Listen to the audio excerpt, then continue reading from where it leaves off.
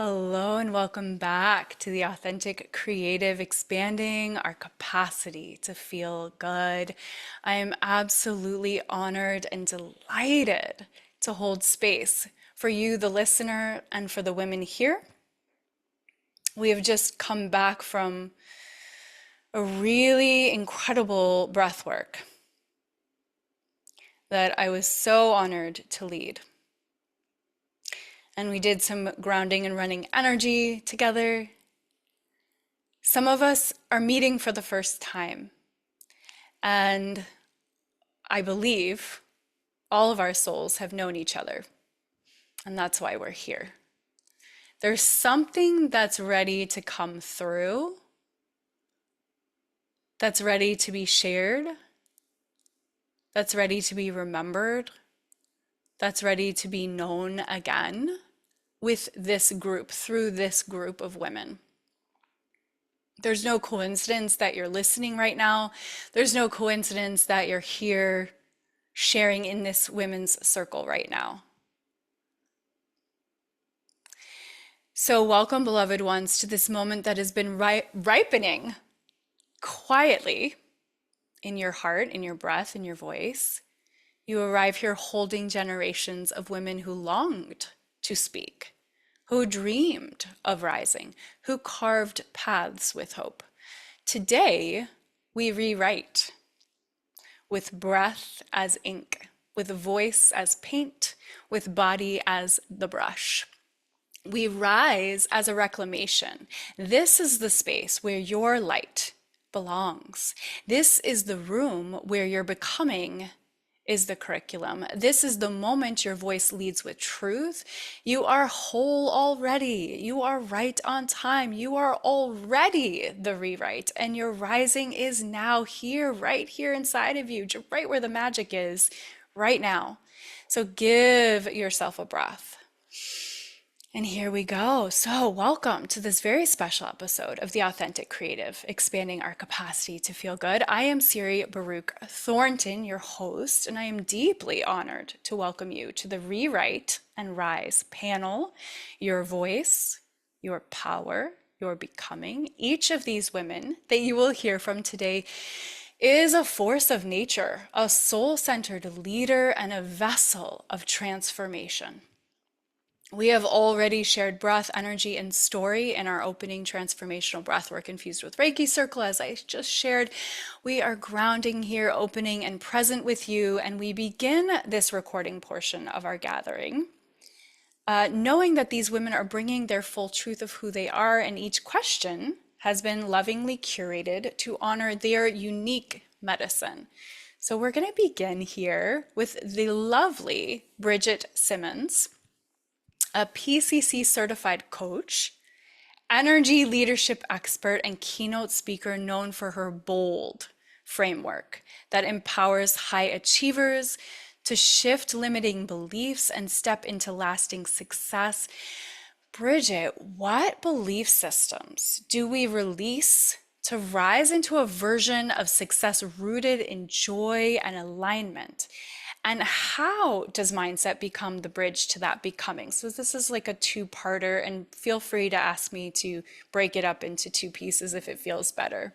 I love that. Well, first, Siri, thank you for having me. I'm so excited and honored to be here with you and all these incredible souls for this moment. And this is my jam. The whole entire element of rising and reclaiming is what I live to experience and to create the experience for. And so the first question, if you could break that down to give me that Yeah, question first, and I'll handle that. yeah, yeah. So first part is, what belief systems do we release to rise into a version of success rooted in joy and alignment? So the thing about belief systems and the things that we end up believing and then operating in accordance to are just handed to us. And it's what I call BS. It's all BS. Mm-hmm. All of it's Mm-hmm. BS. And when we're able to question our belief systems and open ourselves to understand, well, wait a minute, why is it that I believe that Black women can't do X or that Yeah. we can only do XYZ? Because until you're awake to understanding that you're doing everything, moving, not moving, believing something, not believing something, because of things that were just handed to us. And we just lovingly grabbed onto it. We said, okay, that's what we believe, got it. And operate in that space until moments like this one, where we have conversations where we begin to question, what is it that I'm believing, or where in my life? So to answer your question more directly is, Hmm. what the belief systems we need to let go of are very individual by the person. And it depends on what area of your life are you feeling stuck, miserable, bored, like you're tolerating things, irritated. The list could go on. If you're Yeah. experiencing any level that's not joy, happiness, and satisfaction, that is a huge clue that's been built into our system to begin to explore, what's the belief system that's making me feel that way in that area. And then that's the space where we can start making a list of, okay, the belief system around what it takes to earn money, or the belief system about what about work period, or the belief system around motherhood, or being a daughter, or being a good person. There's so many belief systems that have us in a box of misery because we haven't examined them. Yeah. Makes so much sense. And here's the second part. So, how does mindset become the bridge to that becoming? Yeah. Well, first, it's letting go of the thought that mindset is just like happy thoughts or Mm, affirmations. yep. It really is around examination of your mindset, understanding that you have a mindset, that your mind has been tuned and programmed to certain belief systems. That's where you start. Okay, I understand that I do and don't do things in accordance to my belief systems that were most likely handed to me by caregivers, society, etc. Let me lay them out on the table and examine what my thoughts are about those areas in my life. So your mindset begins to be the questioner, the examiner, the clarifier, and then the chooser. You utilize your Mhm. very intelligent logic to respond to the emotions of irritation, frustration, boredom, etc., to then choose, okay, you know what, that was given to me by my mother and my great great grandmother, and it's been passed down, and it served them because maybe it was generationally relevant for that time place, but now it's no longer generationally relevant for me. So I lovingly release that belief system. So you use your mindset and the way that you think about what you do and don't do in order to lovingly choose and discard and keep and then adopt new belief systems that can elevate you to take you to the levels that you desire to I be. love this so much. And I just want to ask one small follow-up question, which is what is your absolute favorite way of, once you've become aware and you've noticed, I don't like this. I feel like I'm in a, as you said, a box of my own misery here, right? Like, okay, I've had the awareness, I've noticed it. I want to change this. I see that this is not of my choosing, and I'd like to shift into this being of my choosing. What's your favorite? Is it an embodiment tool? Is it a journaling tool? What do you love right now in this moment, Bridget? One word: community. Okay. Community is the healer, being witnessed in what you just shared. Once you have that awareness, and sometimes awareness, you may not get to the place of awareness except for in community. But if you're in that space that you just described, or oh my gosh, I'm in my box of my own misery, I'd like to shift this. The fastest, deepest way to create levels of accountability and consistency with it is to be witnessed in it by another human, a group of like-minded humans, in a space of loving, supportive, authentic community is the fastest, deepest, truest way to make it happen. I love that so much. Obviously, here we are. Yeah. And we can have these aha moments with each other so much quicker. There's that domino effect of we're co-regulating, we're having these sparks flying, their mirror neurons are going, and we can start to see things that maybe in our own little narrow way that we wouldn't necessarily see previously. Okay, obviously Bridget and I are going to have a separate conversation on the podcast where we can go deeper, and that was obviously just like touching just a little taste of Bridget and her magic and her wisdom. And clearly, she's got so much more wisdom and magic to share. I love the golden nuggets that you just shared, Bridget. Thank you so much. And I am looking forward to having our deeper conversation.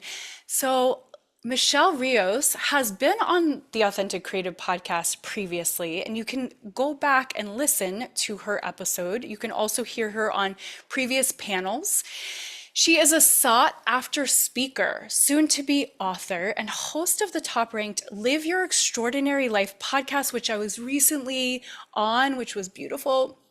From humble beginnings as the daughter of teenage parents in rural America, she rose to become a respected business leader and soulful entrepreneur. And today she inspires others to live with authenticity and step into their most extraordinary lives.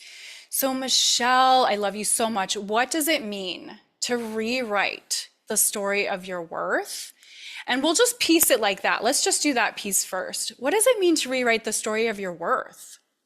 Well, first of all, Siri, thank you for doing this panel. It's so wonderful to be in the company of all these brilliant minds. So thank you for having me again. I think when we talk about worth, I think one of the biggest things, and all of us, I think, suffer a bit from this, is remembering that worth is not the result of good behavior, a birthright. And yet, I'm going to just guess, dollars for donuts, most of us high achieving women on this call and who are listening to this podcast suffer from some deep afflictions around earning our worth, right? Yeah. We go through that period of, we step into a chapter of a story that we never wrote when we're born into this world, when we come into this. And I think that we often think, particularly when we're younger, that we are charting our destiny and we are making our choices of our own volition. But the reality is we're completely shaped by our environment.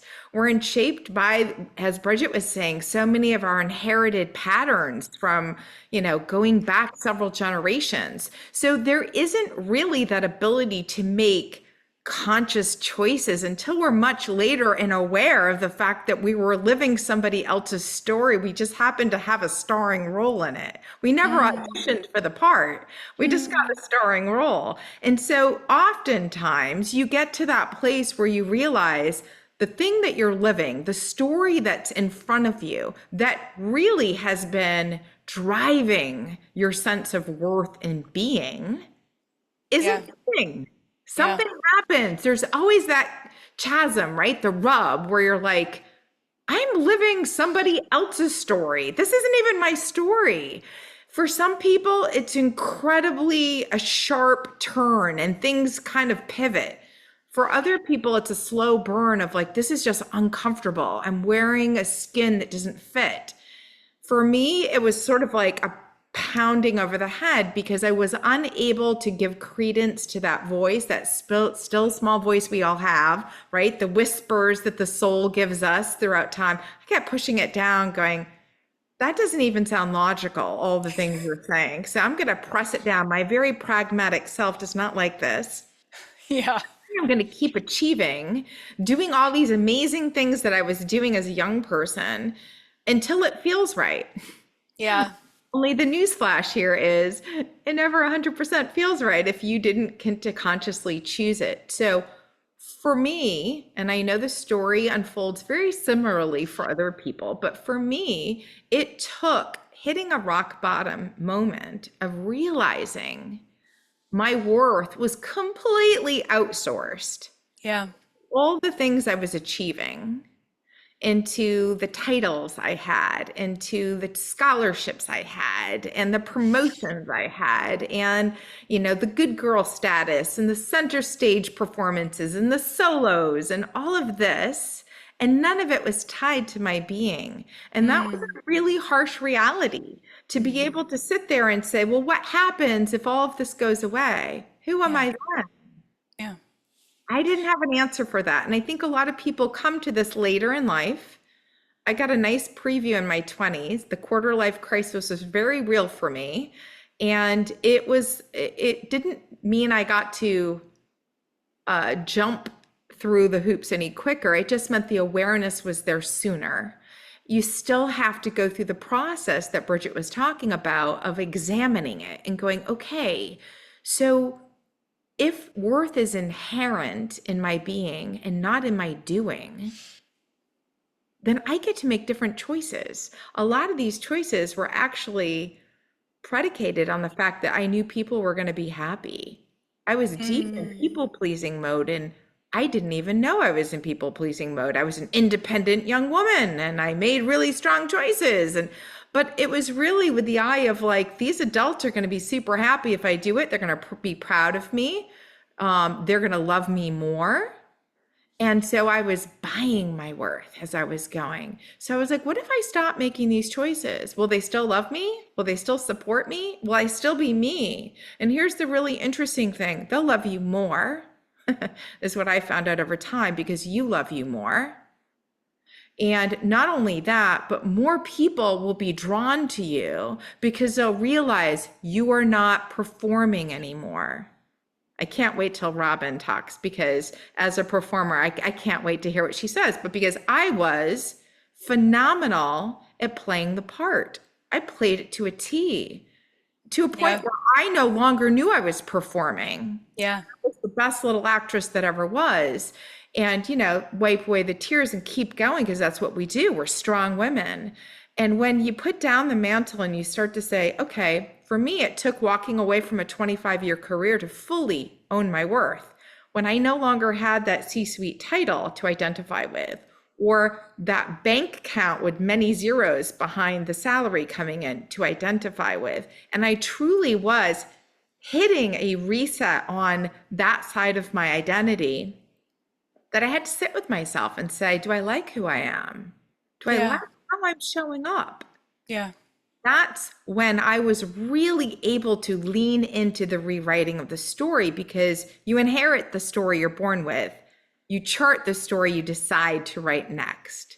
And I think that that's probably the biggest lesson, when you can strip away all the titles and really sit with yourself in the discomfort of no titles. Who are you then? That's rewriting starts. That's gorgeous, Michelle. I love that you were the experimenter who needed to go through it in a dramatic way to actually teach us, the women listening, here, and to remind us. I obviously noticed the theme of what both Bridget and you are saying is completely in alignment with the theme of our panel here today, but with that the way that we're all rising together is in this consciousness, in this awareness of that we get to take the pen and we get to rewrite the story, and we get to set down the roles that we've been playing. We get to put down the masks.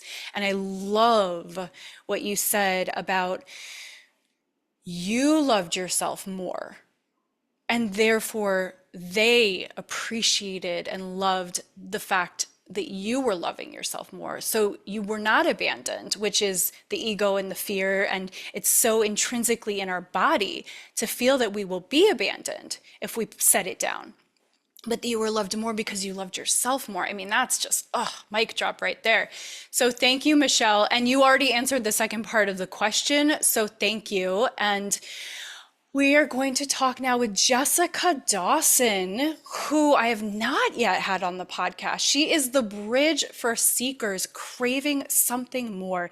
She ignites the spark that awakens your uncharted potential and guides you towards your sacred transformation. So, Jessica, what does it look like to trust the spark of something more? And how do you guide others through their earliest stages of becoming? We can start, if you like, and break it up. We can do what does it look like to trust the spark of something more, Jessica? Yes, thank you so much for having me on, Siri. What an honor. I also am I think, most appreciative of the energy that's coming from this call, that all of us are really igniting. So very happy to be here. And also, as I was listening to you introduce me, I'll just say this. I've never heard myself introduced in such a spiritual and philosophical way. And I did it on purpose because usually I am the coach, the keynote speaker, et cetera, et cetera. And so stepping into this, that was a spark for me, right? How can I introduce myself in a new way? And so when you think about the spark to something more, a couple of things that I'll also just highlight about myself. I do consider myself the bridge to enlightenment. I feel like everybody on this call is probably also a bridge to that. It's also about meeting people where they are, right? So I love what Michelle and Bridget had to say in terms of the identities that we're given, the mindsets that we have because of the conditioning. And so, even in the midst of all of that, at the core of who we are, yes, we're living in this time space reality. And in addition to that, we existed before we were in this plane and we will exist beyond. So, I want to be able to reach people through the conditioning. Also, when we think about this word of becoming, such a beautiful word that we're exploring, right? But the becoming is an iterative and eternal process. So I love this question because first of all, when we were babies, right, it looked different in terms of what we desired or the spark of something more. Maybe it was just food or going to the bathroom or being held versus what it looks like today. So I think, firstly, we are always on this quest for something more because that's what it means to be human, because we are creators. Recently, I heard this notion that instead of saying mind, body, spirit, it would be really interesting to begin and lead with spirit. And then it's about the body, and then it's about the mind. So when I think about even the inclination of something more, from a spiritual perspective, oftentimes that might look like our intuition, especially as women, we're given that gift. We're trained out of using that gift a lot. We also have spiritual gifts beyond the matrix and beyond this realm, right? And while our sparks may come from here, that's usually not where I'm working with people. I'm going to be really candid because I have to meet people where they are. And again, I'm that bridge. So the body, right there, and you do such a beautiful job of getting us into our body, Siri. I really appreciate you. But there is this wisdom in our body that will pull us towards things and away from things. So as a kid, maybe you wanted to dance, right? Or as an adult, maybe you're attracted to accounting. Our body also is an energy container for our emotions, right? And we know that emotions are nothing more than energy that are just channels and moving throughout our bodies. So there are clues within the sparks that can be found throughout the body and how we respond to certain sparks, right? Just like I was saying. So paying attention to that. And in my coaching, a lot of times it might be what's a peak experience that you've had recently, right? And we'll study that success. Or it might look like, what is it that if you didn't have to worry about money that you would be doing? Because in there are other clues to the sparks, which will get you to your next journey of enlightenment. Yeah. And then there's also the mind, right? So the mind allows for us to bring logic and also analysis of our patterns of thought, thinking, and behaving. So a lot of my work that I'm doing is actually exploring talent and the gateway to enlightenment. So I worked for Gallup for about 10 years and we used a lot of Clifton Strengths. So in that work, a lot of what I would be doing is meeting people from a scientific standpoint, right? Because we know that our talent is really rooted in our neurological advantages, AKA our talent. And so people oftentimes that work and that are in the matrix, they'll be more receptive to the science of who you are versus the metaphysical part of who you are. So I usually will meet people there and we'll start with like this analysis, this baseline measurement of your natural capabilities, but that's really just the starting point. And it's through this exploration that we're able to explore the sparks of ease, the sparks of energy, excellence, enjoyment, etc. And that starts to paint the fabric or the layers of who you really are. And so what we end up with is this tapestry because we all actually have our own algorithm of which we're looking to live out in this time space reality. But it always starts with like, let's just meet you where you are. Let's start with your Clifton strengths. And then those conversations, it's almost like this dance to enlightenment. And I use my discernment to figure out where people are and where they're ready. And so if I want to go into astrology, I will, right? If I want to go into Abraham Hicks and the law of attraction, I will. But the bridge piece also allows me to hand off to my other friends that are maybe more deeply into the metaphysical space and doing that work. So I might be here as the bridge, but then there's also people that are further along and can help and aid, etc. Yeah. So to come to the second piece, how do you guide others through their earliest stages of becoming? Is there you mentioned several ways in which you are the bridge and you ignite those sparks and you have them recognize those sparks. Is there a favorite in this moment way that you just, if you could have your like ideal client and your ideal transportation mode, what would that be for you in this moment? You talked about really putting spirit first. Yeah, I love this question. My ideal client, and it's actually a really powerful question because I recently was just brutally honest with myself. Candidly, I've coached people at all levels within organizations in a lot of different walks of life. And where I always come back to is the woman who did everything right, that got the degree, they were in the job, and there is something that's aching inside of them because their soul is wanting more and they can't figure out what's wrong. And so I love that type of person because there's a readiness there.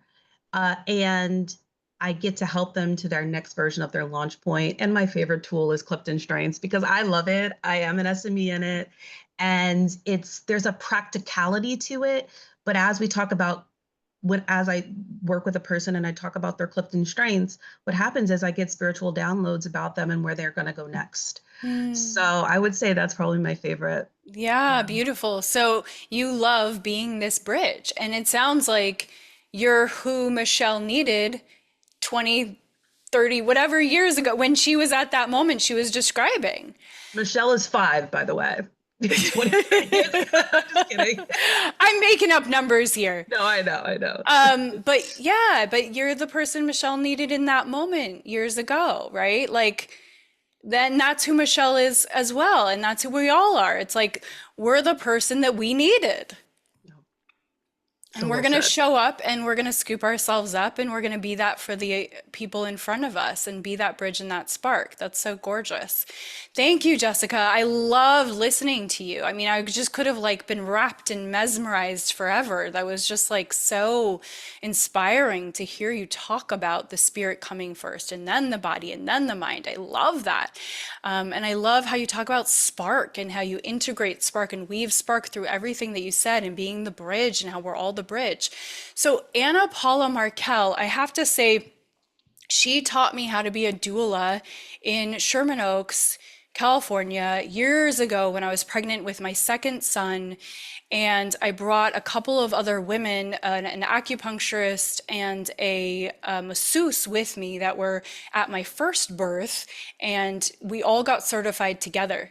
And it was very powerful. And I'm forever grateful and thankful. Anna does such incredible work in her community, in the world at large with birth. She's the compassionate founder of Beanie Birth, a doula, childbirth educator, and community caregiver, empowering families across Los Angeles.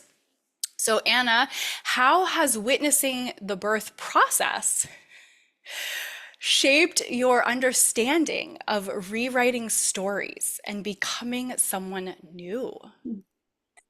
Thank you, Siri. Thank you so much for having me. Thank you for this space. I've been taking notes and I'm just having so many breakthroughs, just learning from everybody. And I also love how what everybody is saying just complements and builds. But in the birth space, I think that, we can connect the transformations that people go through with the process of pregnancy and becoming a parent to most life transitions. I think, particularly menstruation, childbearing, menopause. These are, transitions that we go through that are profound, that in a way we have to reevaluate who we are and have this new side of ourselves to be born. I think that a lot of times a sad piece to it is that as a parent is born, many times the identity of that individual is lost, when in reality, I think that, it's a opportunity for a reevaluation of what has served us until that point.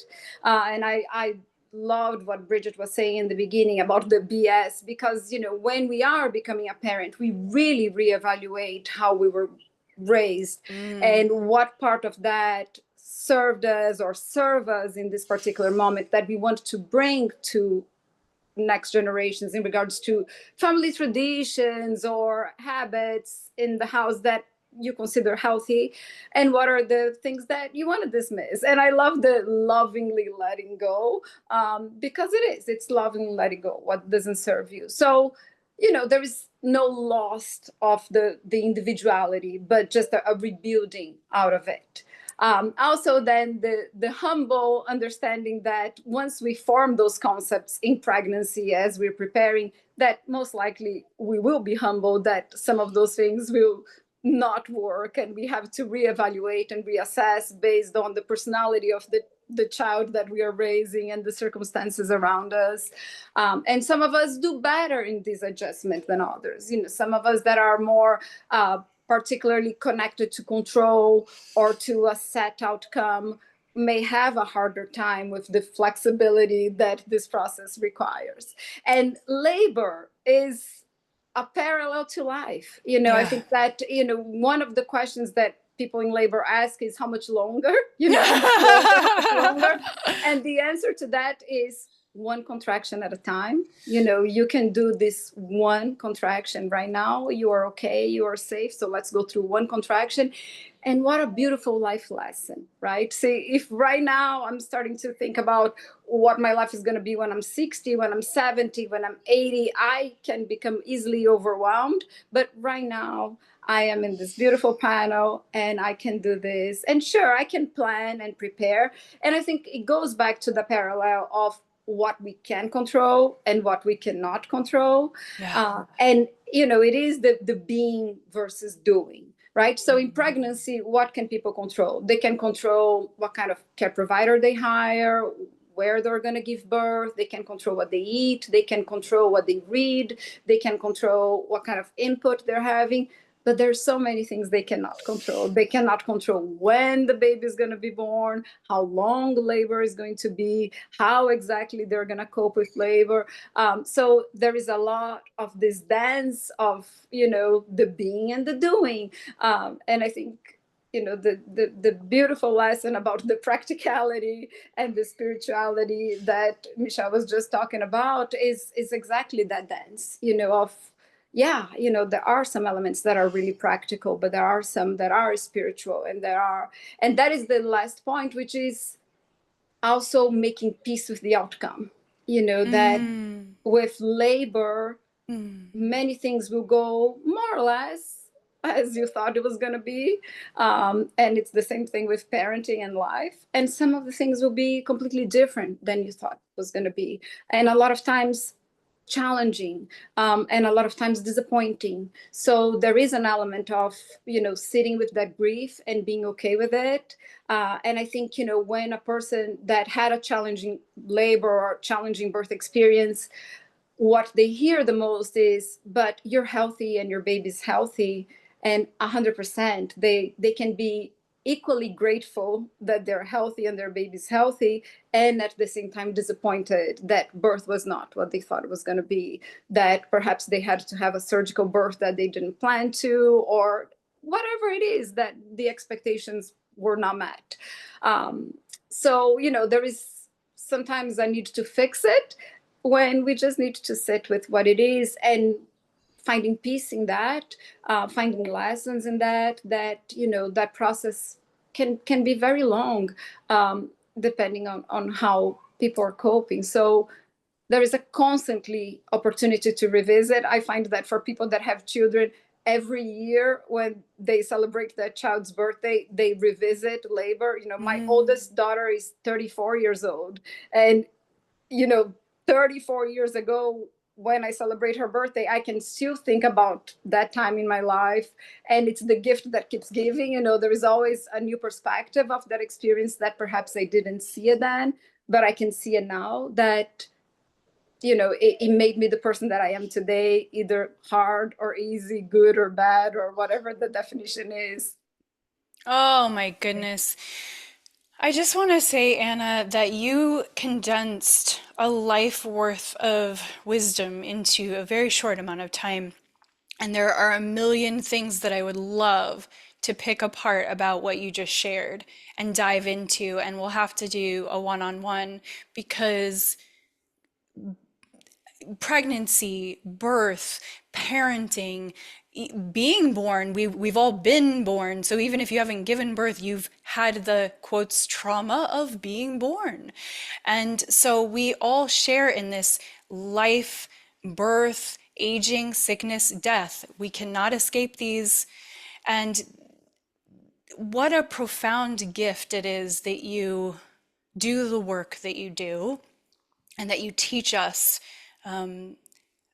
how to. I loved what you said about, the metaphor of the contraction. Let's just be in the moment before or during the contraction, and then, and that how that's just like life.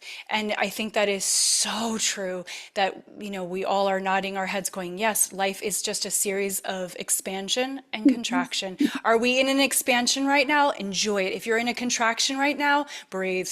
Just be here. It's gonna change, and then we're gonna expand again. And can we just be comfortable with the uncomfortableness of that contraction? And it's never as long as we think it's gonna be, if we can just fully be with it. And so much of what you were talking about is letting go. I think like that is it. Letting go and letting go and letting go and letting go and letting go and letting go, forever letting go of the expectation of the control. So thank you for what you teach and what you do. You've empowered so many women. I really could talk about this subject forever. Thank you, Anna. So Cara Lee Garrison is a motivational musician, confidence catalyst, vocal visionary who guides soul-led creatives to shed old stories, reclaim the power of their voice, and rise into joyful, embodied self-expression. Cara Lee, what have you had to, and she's been on my podcast, I've been on her podcast, you can go back and listen. What have you had to unlearn in order to rise into your fullest vocal power? And then part two, how do you help others do the same? I just have to say I'm so grateful I get to go after Anna because I wanted to talk about control and safety and letting go of all of these things. So some of you know me and some of you do not. I have 3 kids with special needs. My youngest is 11, but I'm feeling those contractions all the time in life. I also have a husband who's been disabled for a decade. So I was noticing that many of us are mothers, caretakers, and if not, that some of us are feeling that we are in 2 different places, maybe, that we are feeling that dissonance in our lives. And I have felt that a lot. So I'm simultaneously this caretaker all the time in that messy grind of life. And then I'm also a performer and a podcaster and a public speaker and a professional. I teach at the college, I teach makeup, and I go and I, work on these shows and they're like, we just love you, Cara Lee. You're doing all these things and you're so professional. And then I come home and my kids scream at me about how I'm the worst mom and they throw things and smash things. And I'm like, how is this my life in these 2 different arenas? And I struggle to let go of the supposed to, of showing up in, public spaces with my kids going, wait, they're supposed to look put together. They are supposed to look one way that I was taught as a child. I'm always supposed to, look nice. And I have one of my children he'll be 14 at the end of the month, and he's severely autistic and type 1 diabetic. And right now his favorite word is anus. And he just loves yelling that word all the time and giggling and running up to people, like our bishop at church, and just going anus right in his face. And I'm letting go. I'm releasing that shame of, what motherhood is supposed to look like, what control is supposed to look like around that, and what professional womanhood looks like, and allowing him to use his voice in the ways that he wants to, because for 7 years he was completely nonverbal and had no voice. And now I'm constantly trying to remember that his voice is a gift and he gets to use it in whatever way he wants to. And so as I teach, speakers and singers how to use their voice, I have to constantly come back and remind them that they are safe, in their body, and that they get to be free. And it starts with breathing. Like, it starts with that breath that we came back to, Siri. It starts with feeling the music, and we co-regulate. I did it literally. I was doing it at rehearsal with these girls last night who were feeling so nervous on stage. We practice it and we co-regulate. And I have to do that with my kids, and I have to do that with clients, and we sing together. Okay, not with my kids. My kids will scream at me if I sing with them, but with my clients, where it's like, okay, we're gonna sing it. We're gonna sing it together, and we're gonna do it over and over and over again until you feel more comfortable doing it on your own. We're just going to keep practicing. And I've been Toastmasters president for the last year, and like working with speakers. And it's like, okay, I'll stand on stage next to you, and it's okay if you cry. And it's okay if you say 100 times and you have no idea what you're doing. I'll be right there with you. You're safe. Yeah. It's learning that you're safe. It's learning that as I stand there next to my son and he's doing something that just brings back all the shame of my childhood, and like, wait a minute, this is not what motherhood is supposed to look like, that I'm safe. Mhm. Coming back home to safety. So to answer that question, it's letting go. It's letting go of the shame and letting go of the control, and coming back home to, I really am safe. I can let other people, including my kids, be who they are and use their voices. Wow. I don't even know exactly what to say because I'm just so emotionally moved by how you show up for people I love you, Siri. in the face of so much challenge. It's really amazing. Thank you. You're gonna make me cry, Siri. I just want to interject, and with a bubbly smile. It's infectious and magnetic. So thank you, Carolee. It was beautiful. Thank you. So, Carolee, you're an incredible president of Toastmasters, an incredible teacher of makeup, an incredible teacher of podcasting, an incredible singer and singing teacher, vocal visionary, all the things. You have so many gifts, and you've got these incredible children that are really, really putting you in the face of. I love how you said shame, because that is what we need to name. We need to name it, because then it doesn't claim us. And that's part of what I'm so moved by, is you naming it. Because I relate, and I think so many of us, we all relate to what that feels like, to feel that we need to wear a mask so that we don't feel the shame. So can we make it safe to drop the mask? And that's what you talked about, and that really moves me, that you're making it safe to put the mask down, and to and maybe your children triggering people is what they need. Maybe that's part of their medicine. And I know that you know that. So, Sarah Rose is a creative copywriter and brand voice specialist. She helps entrepreneurs create personalized brand voices for their businesses to make marketing themselves both easier and more enjoyable. Sarah, what is the link between rewriting our personal story and rewriting how we show up in the world? And then part three is, how do you see this shift unfold in your clients? So just first starting with, what's the link between rewriting our personal story and rewriting how we show up in the world?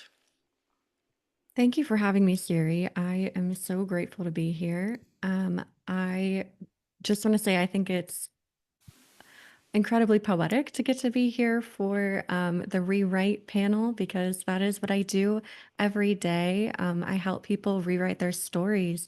And I find a lot of the time my clients come to me and they've already begun rewriting their story. They just don't really know what comes next or how to tell that story to the world. So when my clients come to me, they're very often the same as yours, Jessica, your ideal client. There's women who've done everything in quotes right. You know, they've worked really hard. They maybe have lived the corporate life, and they start to feel like there's something more out there for them. And oftentimes that comes with starting their own business, starting their own thing, something that they can take ownership of and that can feel really authentic to them. And so then when they go to turn themselves into this new person, this new entrepreneur, they don't know where to start and they feel uncomfortable expressing their passion to the world, telling people what they love to do and how they can help others. And they struggle to find a way to do that in a form that feels really true to them. So, yeah, rewriting how we show up in the world. I mean, that what a difficult concept. I think everyone struggles with this. I have never met anyone who loves marketing themselves or shouting from the rooftops, buy, buy, buy, do please buy from me. And finding a way to do those things when you do enter a business that you love and you start this passion, it's such a challenge. But really, the key for me, the link is the authenticity. Doing it in a way that feels true to your soul. It doesn't. You don't have to be shouting "bye, bye, bye" all the time. You can say, "This is what I love to do. Here is my passion," and you can just send that energy out into the world, and your clients will come and they will see you. They will see that personality behind the pen. They'll feel your energy even through your website, even through your social media, if you give them the chance to. What it really means to rewrite your brand voice or to use your brand voice, create one for yourself, is to create a version of you that is maybe just a little polished. It's a boundary that you get to set. You get to share as much as you'd like to share about yourself and as little as you want as well. But in the words that you choose to send out into the world, you know that that is what is going to draw others back to you. Those are the moments that allow people to truly connect to you as a person and see your joys and how you can help them. So yeah, that's really the beautiful thing for me. That's what I love about my job. I love getting to help people figure out where to start. Usually I get a lot of messy notes and big ideas and writing samples, and I get to sift through all of it for the copywriting gold and send back to them a full brand voice guide that tells them what lines to draw between how personable they want to be, how professional they want to feel, and allow them to set those guidelines really for themselves without realizing they even do it. Um, I think it's really important what you're saying, Sarah, because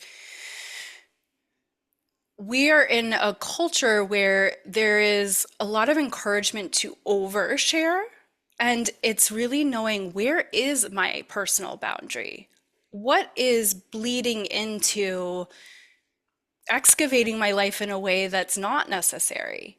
And what feels good and still is authentic?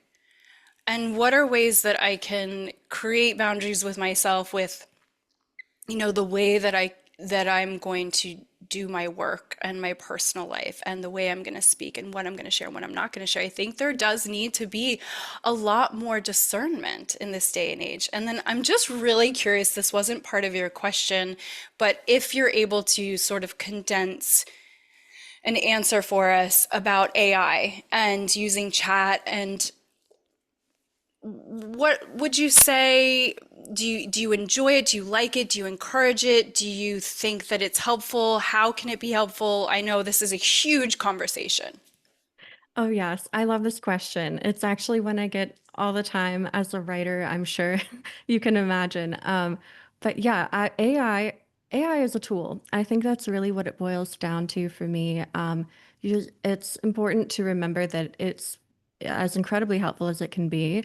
AI writing programs are a tool, and they're a piece of the puzzle. They're not the complete journey. I think AI can be wonderful for creating a place to start. If you're staring at a blank page, a blinking cursor, and it's just taunting you, and you have no idea what to throw on the page and where to begin, it's a wonderful place to start. And there's no shame in that.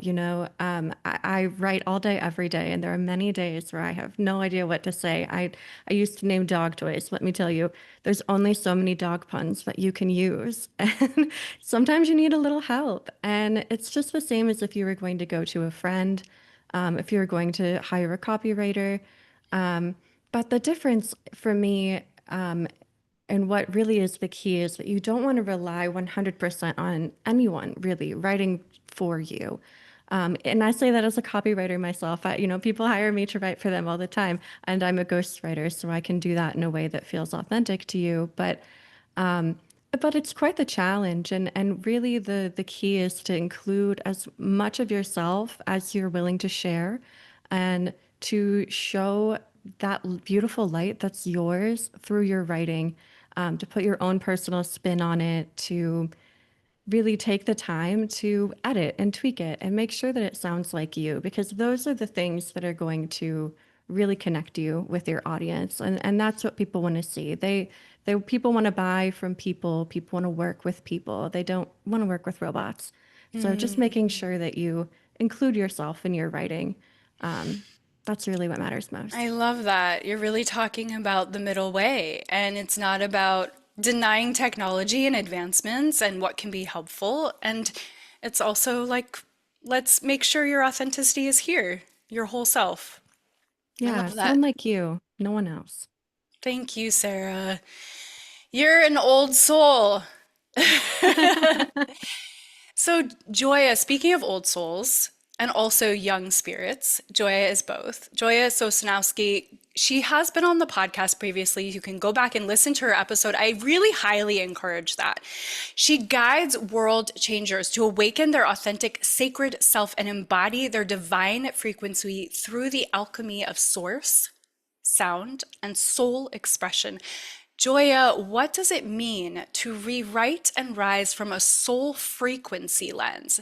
And how do you source and sound support? How do source and sound support that reclamation? So, what does it mean to rewrite and rise from a soul frequency lens?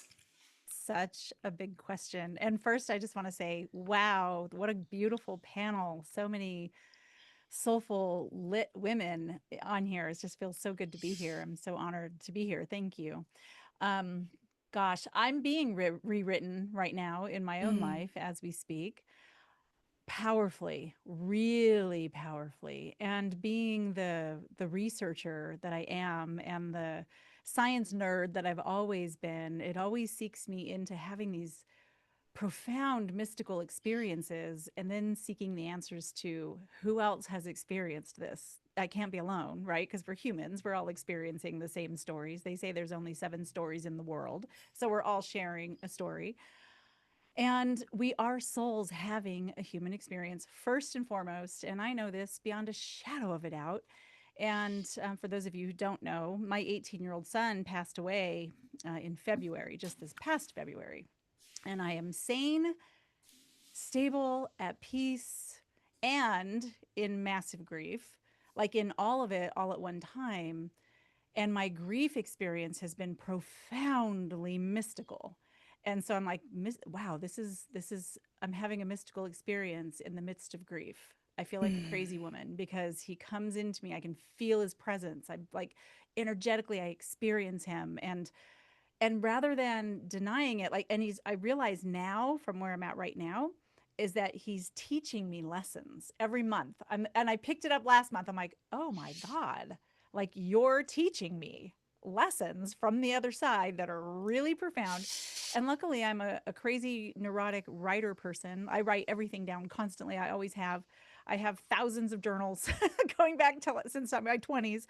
And he's really teaching me really profound lessons from the other side. And it's put me into this place of completely rewriting everything about who I think I am.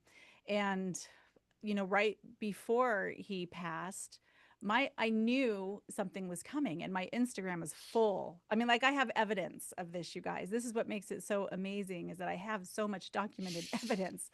And I had posted the day before he passed. In meditation, I heard a voice say, grief descends upon the heart that has been broken open. It's time for you to get reacquainted with grief. And I posted that on Instagram the day before he died. Wow. And I know now that my soul somehow and his soul we have a soul contract. He told me we do, and that I was being divinely prepared for it. Mm-hmm. And it's really made me stop questioning myself. Because before that, I was in that space, like so many of us, and so many of us have mentioned that liminal space between something's calling me, something's pulling me, something is making me want to seek something more in my life. I don't know what that thing is. I just feel that I'm not content. I just feel that there's something missing. And the other part of us that's like rationalizes that thing away, like so many of us had mentioned, right? That it's like we talk ourselves out of our own growth because our ego fears our growth, period. Yes, yes. And so it really sent me into this quest of like, what are we searching for? And as I allowed my heart to break open and spill out all the contents of me into the forefront of my reality to see with such clarity that I couldn't BS myself. And I love that, oh, she's gone. I love that she used her initials for BS. I was just like, yes. For sure. From a branding perspective, you probably liked that too. Sarah, I don't see her here, but um, we are frequency first. We are souls first. We are frozen light. Like we are frozen into this contraption, this body, this bio electro physical miraculous vehicle to carry our soul through our life. That's what we're doing. And we're expressing ourselves all in these totally unique ways. And so it's really finding that it's as simple as finding what lights you up inside. What's that deep thing that lights you up? Using your voice, singing, creating, painting, dancing, planting gardens, just being a kind freaking person, whatever it is. And then we do that thing. And so that's really our whole purpose, is to find that hidden thing that our soul just wants to express and then doing what we love. And we overcomplicate it so much. And it is because of the conditioning and all the things that we were shamed for. We were shamed for being who we truly are as children. And so our Yeah. default mode network, our ego kicked in and was like, it's not safe to be myself. I need to hide this away. And then we spend the rest of our lives looking for it. Yeah. And so, going through what I'm going through is one way to do it. I don't recommend it. It sucks. But you can also do it through plant medicine journeys. That's just why they've become so powerful, because you need something to take you out of um, your normal default mode network, which tells you who you are and who you think you are. And of course, sound for me is such a powerful way to do that, to tune into, how do I use source to do this? Because I know that we are source first. I can get out of my way to become a vessel and a channel for frequencies to come through. I don't know how to do it, how I'm doing it. I'm not doing it. I just get out of the way and it channels through, and I can hear. It's hard to explain, but I can hear and feel the resonance in someone's field and know the frequencies that they need, and just ask source, their soul, connecting with their soul, that in this field, in the quantum field of oneness, which we all exist in reality in, that I can feel and know energetically what that soul needs. And it can come through, and sound plus intention equals healing. And so it really is a way of working in the quantum realm and into the vibrational beings that we truly are, to transform that essence of who we are. And it's really like a way of shattering all the stuff that's in the way and getting it out of the way. And you can do that. I mean, you can intentionally disrupt your default mode network through sound, through breath work journeys, through, there's so many ways. Trauma is definitely a way that all of us go through. And whether we can get stuck in the traumas because of our mind and how it works, or we can use that energy to rebuild and rewrite and recode ourselves by really honoring and trusting our own experiences, and not letting the world tell you how you think you should grieve, how you think you should feel, what other people expect from you, and just really honoring. And it takes so much self-trust to say yes to yourself and trust your own experiences. But when you do, I can't even, wow is like the only word, because there are no words for what happens on an energetic soul level when you start to do that. It's like when you get a little bit of it and your soul goes, yes, let's give her more. And it's like, then more starts to come in and you express it. And then it's like, yes, she's doing it. And more starts to come in and you express it. And so we like build up these levels of self-trust just by making these beautiful, holy, sacred, self-honoring, soul-honoring choices to listen to our gut, to listen to our heart, to listen to our intuition, and to tell this thing up here to shut up. That's really it. Or please, I see you, but take a back seat. Oh no, I tell mine to shut up, because sometimes the things that come in, I'm like, wow, my thoughts are crazy. Wow. Like, where did that come from? Holy moly. So sometimes I'm just like, you just need to just zip it. You're like the no BS version. Yeah. I am the no BS version, because I tried being nice to it, and it will find a workaround. It's like, it knows how to be tricky and to get in all the cracks. And so I'm just like, no. Yeah. Well, I am floored by your resilience, and I don't think that feels good to hear, because no one wants to be like hearing, oh, you're so strong. How are you so strong? No one wants to hear that. It's like, is there a choice? No. But I'm floored by you prior to your son passing to the other side. You were on a panel with us literally days. I think it was like 2 days prior to your son passing. We were on a panel together here on this podcast. And I see you, I watch you on Instagram drumming, and I see how you show up, and I see how you're in community. And it's phenomenal. And I am blown away. I have no words for just the work that you did and you do, and who you're becoming, and just the process that you just laid out for us of, really like allowing yourself the freedom to live from soul, to live in the art of the invisible. It's incredible. And I can't speak to it enough, because I promised that we would stay on time. And so I do need to introduce 3 more of our incredible panelists. So please, go back, listen to Joya's conversation with me, enter her world. If you want more, she's there. Amanda Malarkey is the visionary founder of the Wild Fern Project, a designer, yoga instructor, permaculture advocate, and mother of 3, based in the Lake Tahoe region. And also sometimes she's in Camas, Washington, which is where I am. So we are actually neighbors that never see each other in person. But Amanda, what does nature teach you about becoming, and how do your creative practices mirror the process of inner transformation? Thank you, Siri. Can you all hear me? It's a little underwater-ish. There you are. Hi. Okay. Sorry. losing connection and a crying baby. So Oh, bless. again, I also am just so honored to be here and just mind blown by everyone speaking and listening. So thank you so much.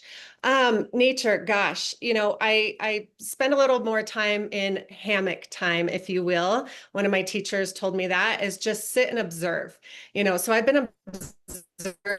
Where do I feel most at home? Nervous system go down. I treat out in nature.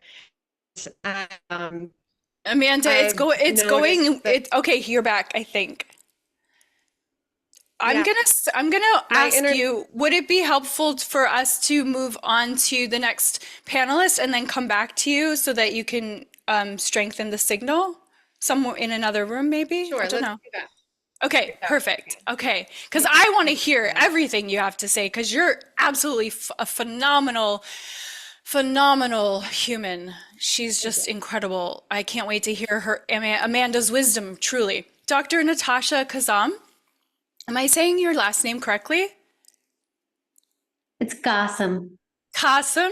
Mm-hmm. Beautiful. Is an integrative doctor and visionary guide helping change makers heal burnout. Yes, and reclaim vitality through a powerful fusion of medicine, ancestral wisdom, and soul-aligned leadership. My gosh, do we need that? So, Dr. Natasha, what story do women most often rewrite to truly reclaim their energy? And how does the body guide that process?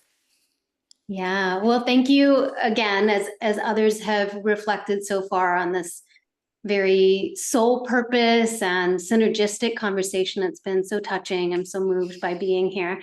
The story that I often witness when I'm working with patients and we really delve down to the root of things is that whether it's in a gentle whisper or it's in a loud scream, but that the body is betraying them.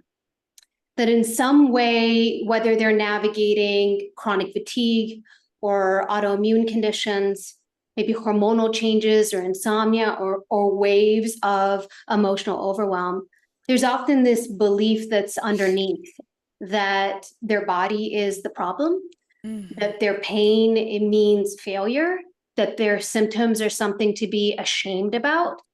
And that the discomfort means that they are doing something wrong, or that the body, there's something very wrong with the body, and there's a betrayal energy underneath it. And when we slow down together, right, and we really begin to listen, we realize that the story isn't theirs. Bridget anchored us in at the very beginning into that conversation, that we can inherit these beliefs, right, that these are conditioned in us. And whether they are woven in through internalizing familial or societal constructs or narratives, whether it's about silencing women's wisdom across generations, these sort of teachings around mistrusting our rhythms, the conversations that are coming up from within, those things begin to siphon away our life force. Every time we're engaging in that narrative that the body is betraying, that life is betraying me, right? And we've often always been, or a lot of us have been taught that the body must be controlled, that it's too messy, maybe it's too emotional, it's too much, that it's not enough. All of these are part of that whole narrative of fixing and to believing that we are really broken. So these beliefs, I don't feel are just beliefs in an abstract way. They become part of imprints. They become part of what's alive in our tissues, in our nervous system. It can shape how we breathe, how we digest, whether we're willing to give ourselves the opportunity to rest, to receive love, care, nourishment. And so when we're living from this imprint of betrayal, a lot of the work I'm doing is helping to slow things down, because something very sacred has gotten severed here. right? There's been a loss of life force. There's been a dimming of our power. And there's been this disconnection from embodiment and from listening. And with that, then a loss of connection and vitality, right? So the work that I'm doing with individuals is where we come back to the body and we don't rush to erase the symptoms. And that's challenging in from a healthcare perspective, right? When a patient comes to you, they want to get rid of these symptoms like yesterday. And a lot of the work that I'm doing is inviting us to slow things down and to really honor what's coming up as messages. Yeah. Remembering how to learn and listen and bring reverence to this unity between being and body. And I think in that process, something really beautiful emerges. It's not that not all conditions all of a sudden eradicate, but there is a connection that arrives. There's this reverence that's returned. And with that becomes this level of empowerment, a turning toward the symptoms and an embrace of oneself. And there's so much transformation that happens in that holy remembrance. Yeah. Wow. I mean, we're all just nodding and nodding and nodding, especially Anna Paula Markel. I mean, gosh, can we please have 1 million of you, Dr. Natasha? Because that is what the world needs. We need doctors that understand what you're sharing more than ever. And yes, the wisdom of the body and the listening and the slowing down and the not denying of, and it's part of the patriarchy. And I went through chronic fatigue from age 19 until, in and out through COVID. And yeah, I know what that is. Have you felt that betrayal energy come up?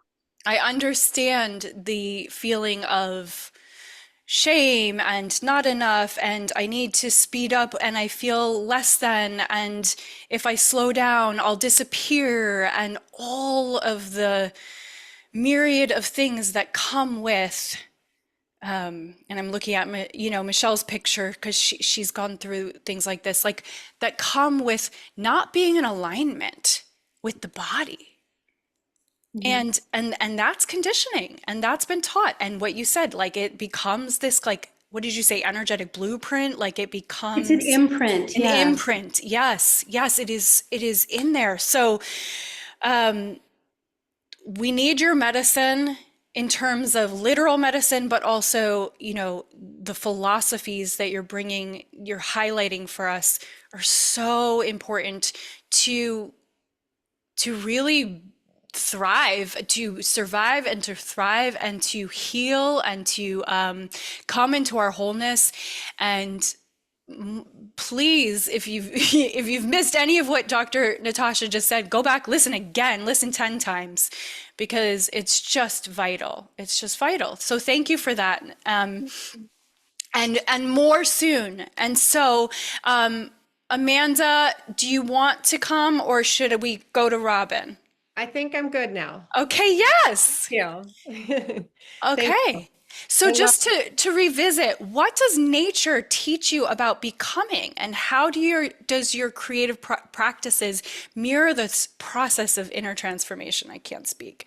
Yeah. So like Dr. Natasha said, it is the slowing down, right? It's the slowing down. I call it the hammock time, the noticing. Where do I feel more regulated? Where am I feeling more calm and safe? And that's in nature. That's under a tree. It provides shade. It provides air. It provides something usually that smells good, like all of our senses, right? We get to tap into all of our senses when we're amongst trees. And so I spend more and more and more time in nature, whether it's a business meeting, whether it's a walk with a child to talk to them about something going on in their life. let's meet at the park. Let's go for a walk rather than a boardroom or in the bedroom or wherever it might be. So the meeting spaces are in nature. And I realized in 2005, when I was in the corporate world, that's what we were doing with Herman Miller, which is a global design and research manufacturing company, is we were designing spaces so that they could feel more in nature, whether it's the shape of their cubicles, right? We no longer did the cubicles. We went to the honeycomb. We brought in colors that reflect nature. We brought in transparency. We made sure light was filtering into their spaces. And then move on from the corporate world, teaching yoga and breath work throughout Zion and Costa Rica, just bringing people into nature and creating this adventurous experience where we can deep dive and do some healing and have some fun. And now I'm the founder of the Wild Fern, which is a nonprofit that I've founded. We bought a piece of property near us here in Lake Tahoe, which is in the valley, and it's a farm. I now have 12 farm animals, a cute, cuddly Highland cow and some baby goats and these beautiful Great Pyrenees dogs. But I bring people, whether it's, the richest of the rich families in Tahoe, that their families come to experience it, to the people that I work with, the juvenile probation system, to kids who their parents can barely put food on the table. And so we're providing them these fresh organic food, but then also, how do you do it? How do you regenerate the soil? You're literally putting your hands and your feet into the earth. So it's that going from the corporate world talking about biophilia to now permaculture design, and permaculture giving love to the land, and the land gives back to you. And working with, the sex trafficking world, with the Lolo Light Foundation, another nonprofit that I was a part of. And it's bringing these children and adults into nature, because there's so much that you can remember there. There's so much that you can heal from your childhood, to connecting with your inner child, to the playfulness, to hearing, feeling, seeing it all. And it's where I spend my time. And that's where I live. I cannot tell you guys how incredible it is to witness Amanda's life. You follow her on Instagram because Amanda, you are so fiercely dedicated to the land, but just as much, if not more so fiercely dedicated to your children, dedicated to the animals, dedicated to your children's passions. And then you have all of these businesses. She's opening a restaurant. I don't know how you do it, but it is a privilege to get to tap in each week and facilitate breathwork for you. You're incredible. And, the work you do with Lolo Light, thank you for the work that you do in the world, Amanda. You're such a bright light. And I think that we would all benefit from being involved in any of the various ways that you bring to us. So Robin Cohen is an American film, television, and stage actress best known for her role as Anne Marie Sakowitz in Wes Anderson's The Life Aquatic with Steve Zissou. Sakowitz. Thank you. Thank you. An acclaimed acting teacher. Who cares? Co-leading master classes with Jeff Goldblum at Playhouse West previously, and founder of the Cohen Acting Studio in Los Angeles. Robin has a million credits. She's literally always on stage or on film. Like, she's never not either teaching or acting. I swear to you, it's like, what? I don't know. She fits it all in somehow. Robin, what's the deeper power in being, and by the way, she's been on the podcast like 10 times. What's the deeper power in being truly seen and heard? And how has vulnerability shaped your own creative evolution? And bring us home, please. I'll wrap us up too, but so not all the pressure's on you. This is it, Siri. This is it. And with regards to being seen and heard, there's a lag. Can you see me and hear me okay? Since we're on the topic. Okay. So I'll just dive in. I'm right now on a tour of a show that was on Broadway, and now I'm in Michigan, somewhere in Holland, Michigan. And the answer to your question was the response to one of our audience members who saw the show. The show, ultimately, we have this debate about whether we should keep or abolish the United States Constitution, as it is either helping or harming people as we go. It's about women's rights and human rights, Indigenous people's rights, LGBTQ rights, human rights for everyone, with no one left out and no one left behind.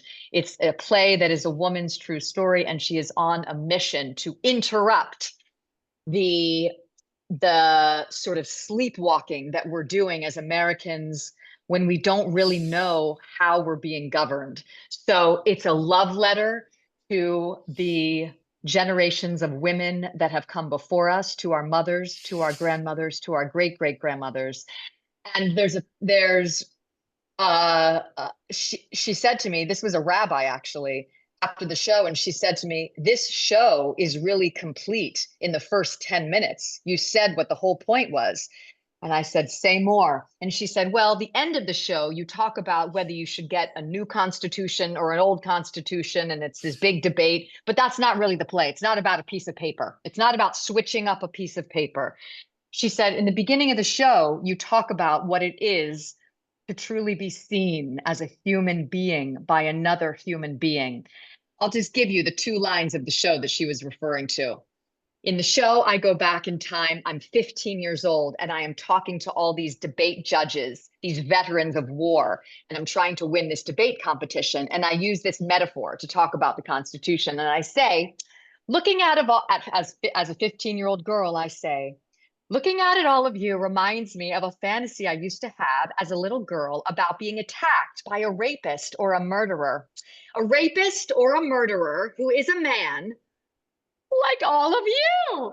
And in my fantasy, I am able to convince the murderer and rapist not to murder me, because I am able to make you see that just like you, I am a human being. You say, I'm here to murder you. And I say, no, think about this for a moment. Just like you, I am a human being. And then you see me for the first time as a human being. And you say, you're right. Oh my God, you are a human being. And then you start to cry. And I forgive you. And a rainbow appears. And we climb up on this rainbow together. And by this time, a big crowd of my friends from school has gathered on the street below, and they're so jealous to see me walking on this rainbow. Like, doesn't she have to be in class? How is she so special? And I'm like, I'm delivering this poor man to heaven. I will see you in PE. Okay, so all of this, the rabbi says to me after the show, again, it's not about the governing document. It's that when a person can look into the soul of another human being and get seen for the first time in another's eyes,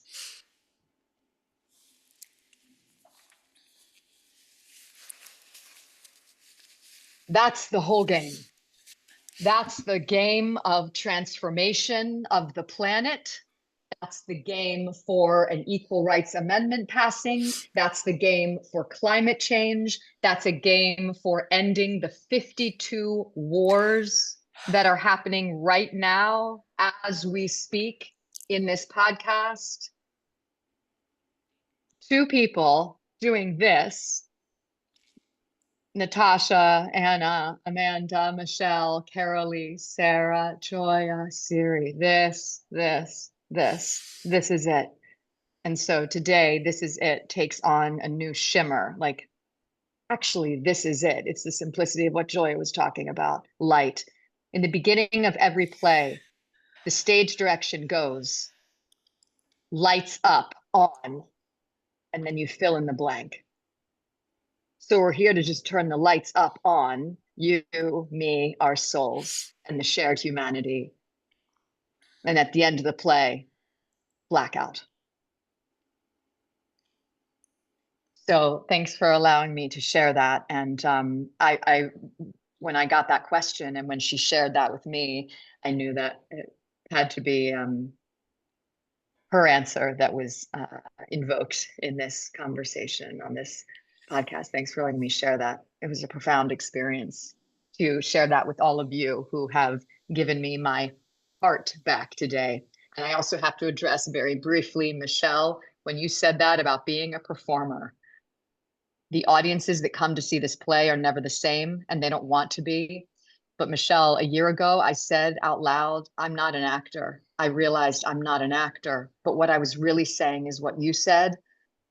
I'm not here to perform for love. I'm not here to perform for love. I'm here because I love, period.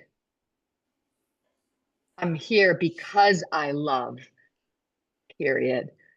And it has made all the difference to reclaim why I do what I do, that it is inside of this simple but profound, magnificent connection that all of this performing arts arises. So thank you for that beautiful reminder and invitation to look at the reframing of that and the world of performance as it was so collapsed with love and transaction. Thank you for helping me to unwind that for myself even more deeply today. And all of you have knocked me back with your huge hearts. And I am in awe of each and every one. And my new slogan for this podcast is, it's go time for women. It is go time for women and men and human beings everywhere. The end. Blackout. Oh my gosh, Robin, I've never been able to get to your show thus far. But I do feel that you've condensed the power and the message of the work that you do into 5 minutes or whatever that just was, that the portal that you just brought us into. And we should all go see your show.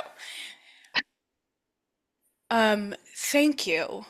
I feel shooken to my core by your message and your sharing and the portal you brought us into of your show. I feel forever changed, always by you, but particularly with the depth and the validity and the importance and the resonance of your message. There's a level of being awake that I think we all have here. We're all paying attention, very good paying attention people, you know.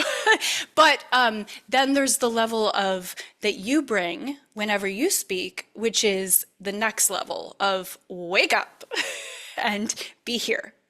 And that carpe diem, that Robin Williams energy, the Dead Poets Society, and feel like you have that, you embody that, and you bring that to everything that you touch.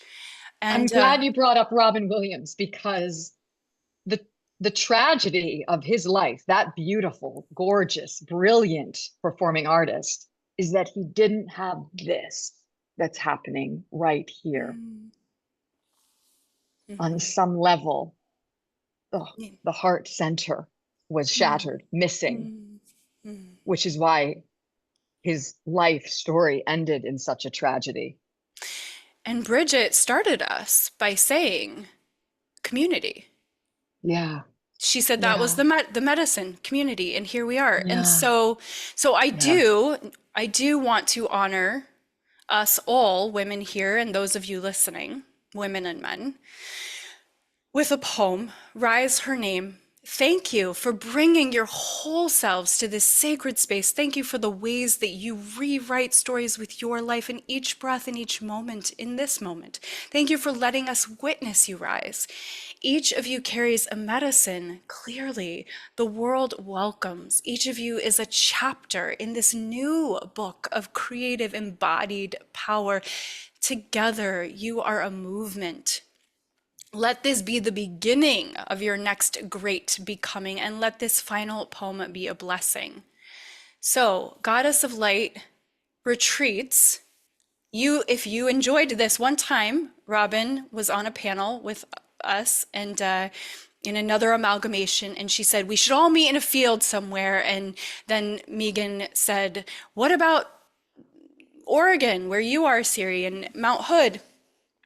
And so I have found this magical, magical, beautiful space for us to in person be together, whether it's you women, you powerful women bringing your wisdom and bringing your circle, bringing your tribe to what I've put into place, which is this incredible chef. Her name is Marne, and she has a restaurant in Portland called Bastion, and she does gluten-free, amazing, mostly vegetarian, incredible meals that will change your life forever.